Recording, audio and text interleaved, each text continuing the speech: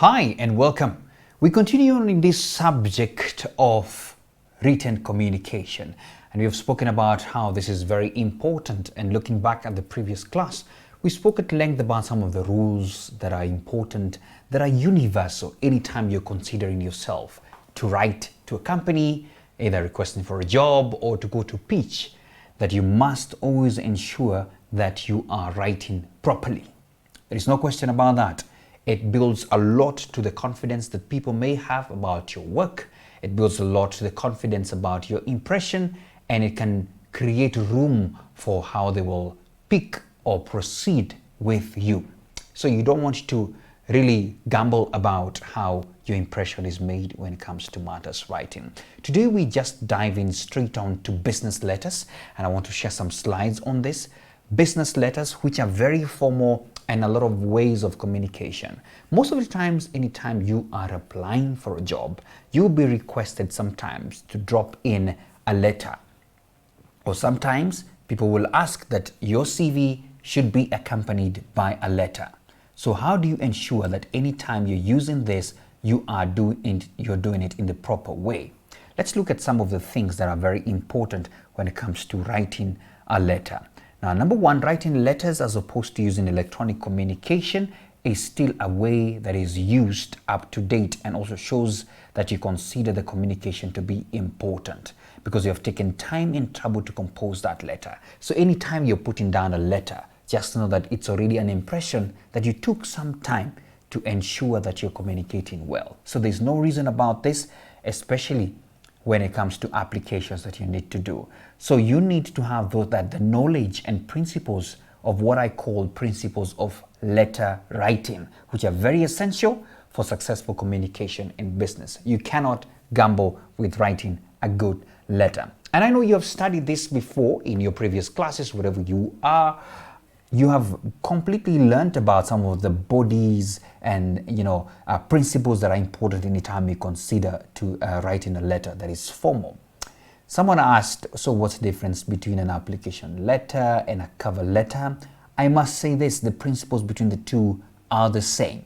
And so we want to look through some of these particular principles that we can learn through this particular session. Now, number one, when you look at our formalities, is letter writing must have a sender's address, and so you want to include that. This one, make sure that the address is complete and includes the post of the particular town or the postcode of that particular sender that you are sending to.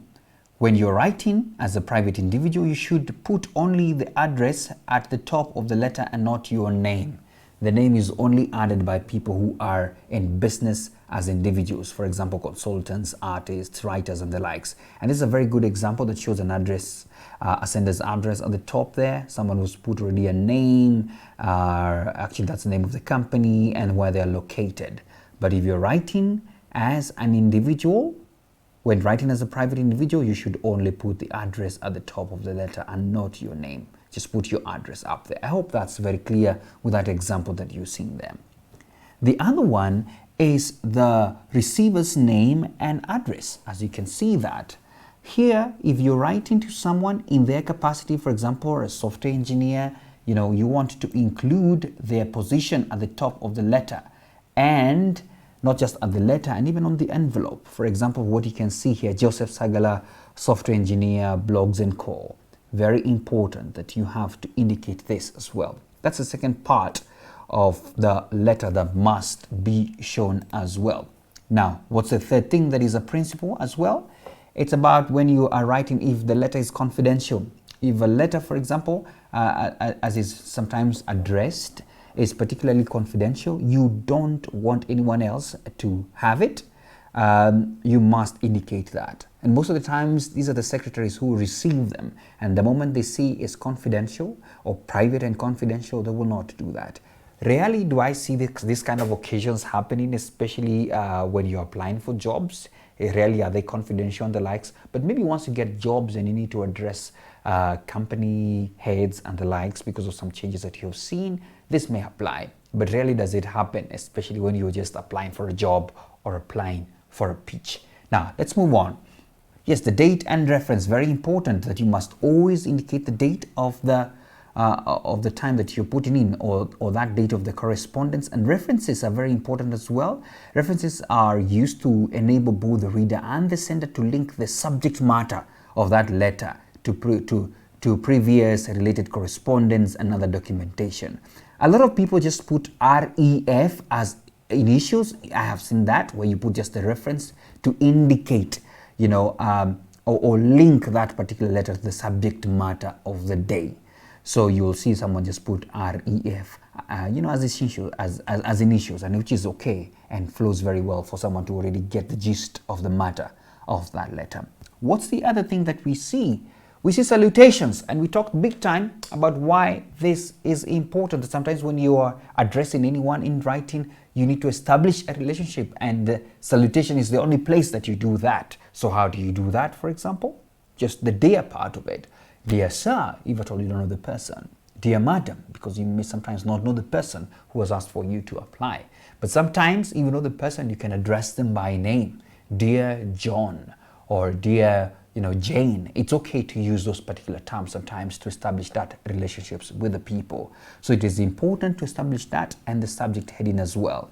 So when writing to an individual member of a firm whose name you do not know, just let it be as we have said, dear sir or madam. And if writing to someone that you have met before, you can now address. And if, for example, you actually really know them more, it's a miss or a mister, then you can do that. All right, you can use directly by saying, dear Mr. James, or dear Madam James. All right.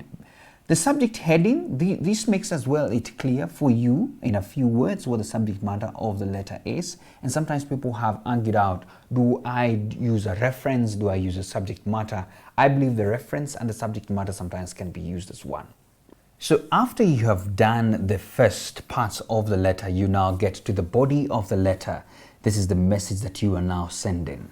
And we normally see it divided into three. We have the opening paragraph, the main body of the letter, and the concluding paragraph. And I know this is quite a revision to most of you. So the opening paragraph establishes the circumstances, the background, or the reason why you are writing that letter. Sometimes I see people even opening up, following your advertisement on software engineers, this is why I've written. And so this makes it clear why you have written and encourages the reader to go on, the main body then now of the letter can do many things depending on the purpose of the letter. It includes the paragraphs in which you can go into more specific details about the general matter, what you're bringing to the table and all that.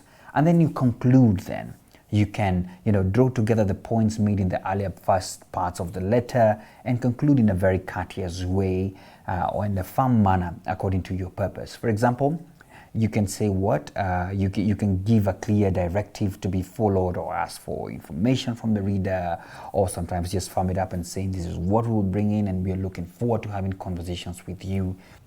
And then now you come to the tail end of the letter in which you now formally end that conversation.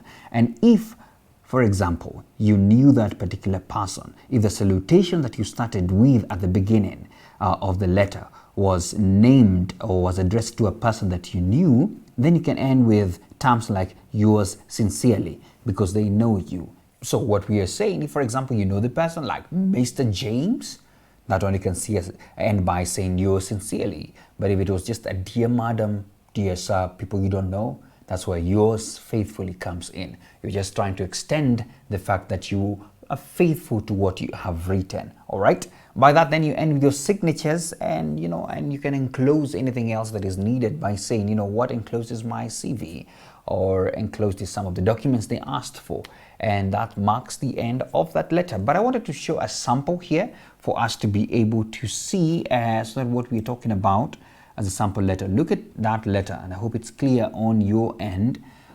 You can be able to see that there's very clear guidelines there. We can see there is the address that has been given. There is also the receiver. There is a date. There is a salutation there, dear Mr. Smith. And you go ahead with the body. And I always encourage letters to not be more than 3 paragraphs, which is good. As you can see, there's a 3 paragraph one. The body is there, and then it ends with a signature, of course, between the name and the best regards, and it is very clear this one understands this is just a formal letter. There you have it. Now, I would like to give you a quick assignment for yourself to go and, try and review and see whether you can. Go just Google formal letter samples. Formal letter samples, and you'll be able to see some of the examples. And in the live class, we'll do a lot of these examples. There you have it when it comes to matters, formal letters. But before we end, I would like us to also jump in, because one of the other very important documents that happens in our workplaces is memos. We see a lot of memos being shared here and there.